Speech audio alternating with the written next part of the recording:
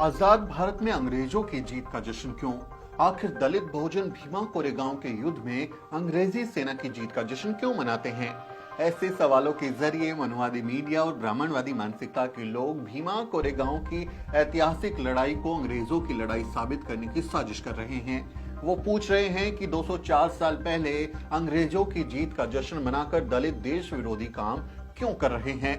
असल में ये लोग हकीकत को बहुत ही चालाकी से छुपा रहे हैं और ऐसे लोगों से आज मैं कुछ सवाल पूछने वाला हूं। आप इंडिया गेट को कैसे देखते हैं? अगर भीमा कोरेगांव जैसी ऐतिहासिक लड़ाई आपके लिए सिर्फ अंग्रेजी सेना की जीत है तो उस पर गर्व करने का आपके पास कोई कारण नहीं है, तो फिर ये बताइए कि 42 मीटर ऊंचा इंडिया गेट आपके लिए गर्व का प्रतीक कैसे हो गया? इंडिया गेट प्रथम विश्व युद्ध में अंग्रेजों की तरफ से लड़कर शहीद होने वाले भारतीय सैनिकों की याद में बनाया गया था। 13,000 से ज्यादा शहीदों के नाम इंडिया गेट पर उकेरे गए हैं। ये सैनिक फ्रांस, अफ्रीका और अफगानिस्तान जैसे मोर्चों पर लड़ रहे थे, जिनका मकसद ना भारत को आजाद कराना था और ना ही अंग्रेजों से विद्रोह करना। तो बताइए, आप आजाद भारत में इंडिया गेट को कैसे देखते हैं? आप मंगल पांडे पर क्यों गर्व करते हैं? मंगल पांडे ब्रिटिश सेना का सिपाही था जो मजे से तब तक अंग्रेजी अफसरों के हुक्म का पालन कर रहा था जब तक उसे माता दीन भंगी ने ये ताना नहीं दिया, तू शूद्र से भेदभाव करता है लेकिन गाय के मांस का बना कारतूस मुंह से फाड़ता है।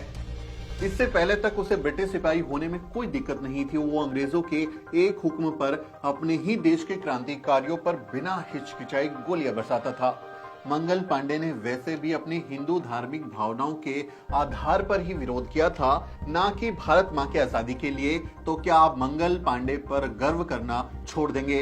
अपनी धार्मिक भावना की रक्षा के लिए गोली चलाने वाला मंगल पांडे आपका हीरो है, लेकिन आत्मसम्मान के लिए हजारों की सेना को मिट्टी में मिला देने वाले महार आपके लिए विलन कैसे हो गए? गजब का दोगलापन है आपका। सारागढ़ी की लड़ाई का क्या? 12 सितंबर 1857 को खैबर पख्तूनख्वा में लड़ी गई सारागढ़ी की लड़ाई को क्या कोई झुठला सकता है? ब्रिटिश सेना के 21 सिख सैनिकों ने अफगान सेना के 10,000 सैनिकों के छक्के छुड़ा दिए थे। क्या उस वक्त इन 21 बहादुरों का मकसद भारत की आजादी था? शायद नहीं, क्योंकि वो सब तो ब्रिटिश सेना की नौकरी कर रहे थे। तो क्या आप इस लड़ाई को इतिहास के पन्नों में दफना सकते हैं? क्या आपके लिए इस अदम्य साहस और वीरता की लड़ाई में गर्व की कोई बात नहीं है? आप हाइफा युद्ध को कैसे देखते हैं? 23 सितंबर 1918 को विदेशी सरजमी पर लड़ी गई हाइफा की ऐतिहासिक लड़ाई में भी तो भारतीय सैनिक अंग्रेजों की तरफ से ही लड़ रहे थे। क्या उन राजपूत जवानों की बहादुरी पर गर्व नहीं करना चाहिए? क्या दिल्ली के 3 मूर्ति चौक पर, जिसे आप हाइफा चौक के नाम से जानते हैं, वहां से गुजरते हुए सम्मान और जोश की अनुभूति नहीं होनी चाहिए? ये सभी सैनिक भी तो अंग्रेजों के लिए ही लड़ रहे थे। आखिर क्या है भीमा कोरेगांव की लड़ाई? 1 जनवरी 1818 को पुणे के पास सिर्फ 500 महार सैनिकों ने पेशवा बाजीराव द्वितीय की 28,000 सैनिकों की फौज को बुरी तरह से धूल चटा दी थी। ब्रिटिश सेना की महार रेजिमेंट के शौर्य और अदम्य साहस जैसे मिसाल इतिहास में कहीं नहीं मिलती। पेशवा राज भारतीय उपमहाद्वीप के इतिहास का सबसे क्रूरतम शासनकाल था। मराठों के साथ छल करके ब्राह्मण पेशवा जब सत्ता की कुर्सी पर आए तो उन्होंने शूद्रों को नरक जैसी यातनाएं देना शुरू कर दिया।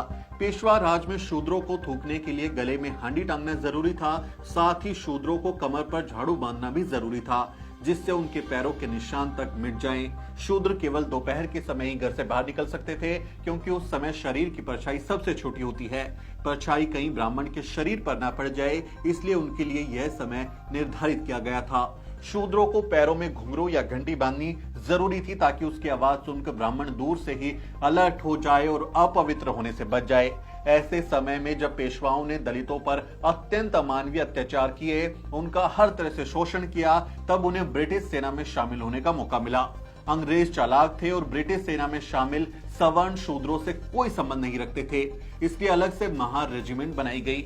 महारों के दिल में पेशवा साम्राज्य के अत्याचार के खिलाफ जबरदस्त गुस्सा था, इसलिए जब 1 जनवरी 1818 को भीमा कोरेगांव में पेशवा सेना के साथ उनका सामना हुआ तो वो उन पर शेरों की तरह टूट पड़े। सिर्फ 500 महार सैनिकों ने बाजीराव द्वितीय के 28,000 सैनिकों को धूल चटा दी। महारों में अंग्रेजी सिपाही होने से ज्यादा जातीय भेदभाव और अपमान का बदला लेने की ललक थी। इस तरह ऐतिहासिक लड़ाई में महारों ने अपने अपमान का बदला लिया। इस जीत ने वर्ण व्यवस्था पर ऐसा प्रहार किया कि वो आज तक संभल नहीं पाई है।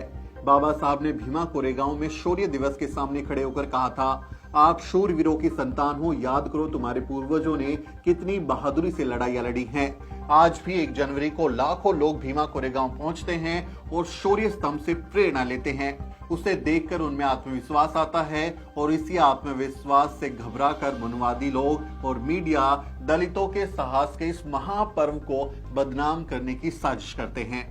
उम्मीद है आज का ये वीडियो आपको पसंद आया होगा। इस बारे में आपकी राय बनी होगी, आपका क्या सोचना है कमेंट में लिखें और हमारे चैनल को भी जरूर सब्सक्राइब करें। साथियों, मेरा नाम सुमित चौहान है और इस वीडियो स्टोरी में मेरी मदद कर रहे हैं मेरे सहयोगी मोहित और अजरा। अगले वीडियो में मिलते हैं साथियों।